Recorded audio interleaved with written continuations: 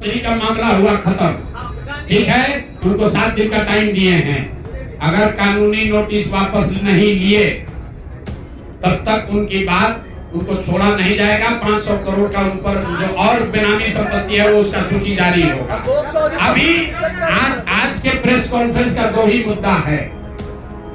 जो वैभव विकास ट्रस्ट के लोग हैं, जियालाल आर्या जी हैं, उनको आकर प्रेस में बताना है कि उनके ट्रस्ट में 100 करोड़ की से ज्यादा की संपत्ति कैसे खरीदी गई है। दूसरा बात सम्राट चौधरी पर है कि आप हत्या के अभियुक्त हैं। आपने एक फर्जी सर्टिफिकेट लगाकर जेल से बाहर आप आए थे। आपने अपने एफिडेविट में मान लिया कि 1995 में जब आप हत्या के अभियुक्त बने तो आप 26 साल के थे। सारे आरोपों का कोई आधार नहीं है, ये सब आरोप झूठे और ये सारे आरोप बेबुनियाद। हम लोग आरोप और प्रत्यारोप हर समय हर किसी पे लगते रहते हैं, ये कोई नई बात नहीं। इसको लोग एज अ टूल यूज करते हैं, मीडिया में अपना रेलेवेंस बनाए रखते हैं। तो ये आरोप की कोई एक होता ना बेस, इसका कोई बेस नहीं। हम आज भी कह रहे हैं कि उन्होंने फिर ट्रस्ट को इन्वॉल्व करके कहा है और ट्रस्ट आने वाले समय में, अभी हम पूरा प्रेस कॉन्फ्रेंस ध्यान से देखेंगे। एक हम लोग ट्रस्ट के जितने भी लोग हैं, हम ट्रस्ट से डायरेक्टली रिलेटेड नहीं है, ट्रस्ट के जितने भी लोग हैं वो जो भी फैसला लेंगे आप सबको सूचित कर दिया जाएगा।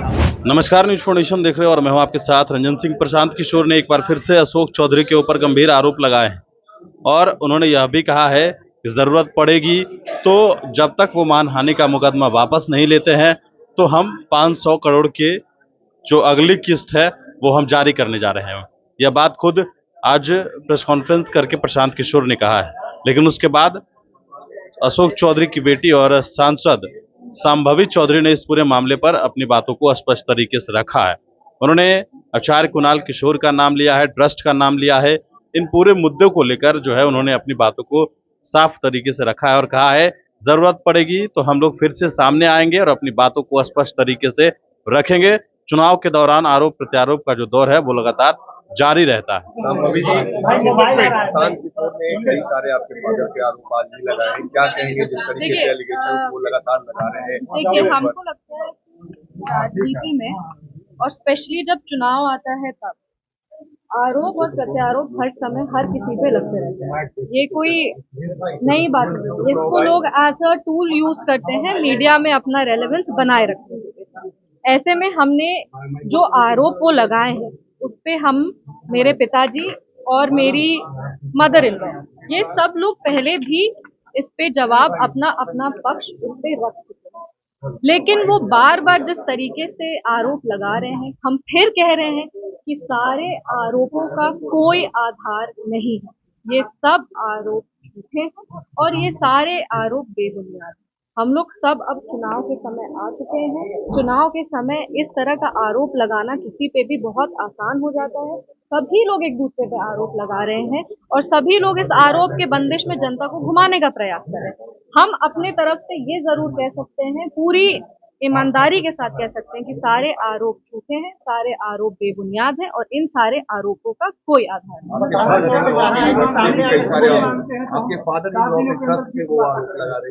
देखिए, उन्होंने आज अपने प्रेस कॉन्फ्रेंस में एक पर्सनल अटैक भी किया है। अगर आप उस प्रेस कॉन्फ्रेंस को ध्यान से सुनेंगे, हमने पहले भी कहा था अपने ससुर जी के बारे में और उस समय सब लोगों ने कहा था कि टॉपिक को डाइवर्ट करने का कोशिश किया जा रहा है। पर आज जो प्रेस कॉन्फ्रेंस किए हैं, उन्होंने खुद मेरे ससुर जी का नाम अपने प्रेस कॉन्फ्रेंस में लिया है। उन्होंने मेरी सासू माँ का भी नाम प्रेस कॉन्फ्रेंस में लिया है और उस ट्रस्ट से रिलेटेड जितने और 2-3 लोगों का नाम उन्होंने लिया है। इतने ध्यान से हम प्रेस कॉन्फ्रेंस देख नहीं पाए क्योंकि हम यहाँ थे, पर हमको इतना जरूर पता है कि उन्होंने एक पर्सनल अटैक भी किया है मेरे ससुर जी का नाम लेकर के, कि उनके जाने के बाद हम लोग जान के ये सब कर रहे हैं। जो भी जैसा भी उन लोग पर्सनल अटैक किए हैं, वो देखिए ये दिखाता है कि उनकी सोच कैसी है। मेरी मदर इन लॉ राजनीतिक परिवार से वो आती नहीं है, वो कभी भी पब्लिक लाइफ में वो रही नहीं है, ना ही वो कभी ऐसे प्रेस कॉन्फ्रेंस हो या मीडिया के सामने आना हो, इस तरीके से वो कभी भी आके पहले बात नहीं की। लेकिन जब उन्होंने आरोप लगाए थे, जब उन पर आरोप लगे थे, तब वो अपने स्तर से जितना बोल सकती थी मीडिया में आकर के, उन्होंने अपने पक्ष को रखा।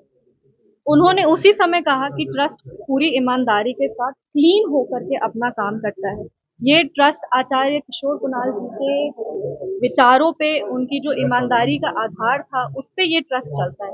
ये ट्रस्ट का पेपर सारा क्लीन है, ऐसा कुछ भी नहीं है जो ये ट्रस्ट गलत किया है। और अगर जरूरत पड़े तो जिस तरीके से वो क्लिप भी हम दिखा देंगे जिसमें वो सारा कागज लेकर के बैठे थे, तो ऐसे में ये दिखाता है कि ट्रस्ट को इन्वॉल्व करना बहुत ही, एक कहते हैं ना, एक राजनीति के स्तर को गिरा रहा है कि आप राजनीतिक लड़ाई में परिवार को भी लेकर के आ गए हैं, परिवार पे आप आरोप भी लगा रहे हैं, आप पर्सनल अटैक भी कर रहे हैं। बोलने को बहुत कुछ कहा जा सकता है, लेकिन बोलने के लिए मतलब हम इधर से बोलेंगे और फिर वो उधर से बोलेंगे और इसका कोई अंत नहीं होगा। पर हाँ, जहां तक ट्रस्ट की बात है, ट्रस्ट अपना पक्ष भी रखेगी। ट्रस्ट ने पहले भी, मेरी मदर इन लॉ, मेरे फादर और हम तीनों पहले भी मीडिया में आके कहें कि ये आरोप बेबुनियाद है, ये झूठे आरोप हैं, इसका कोई आधार नहीं है, कोई इस आरोप की कोई, एक होता ना बेस, इसका कोई बेस नहीं है। हम आज भी कह रहे हैं कि उन्होंने फिर ट्रस्ट को इन्वॉल्व करके कहा है, और ट्रस्ट आने वाले समय में, अभी हम पूरा प्रेस कॉन्फ्रेंस ध्यान से देखेंगे। एक हम लोग ट्रस्ट के जितने भी लोग हैं, हम ट्रस्ट से डायरेक्टली रिलेटेड नहीं है, ट्रस्ट के जितने भी लोग हैं वो जो भी फैसला लेंगे आप सबको सूचित कर दिया जाएगा।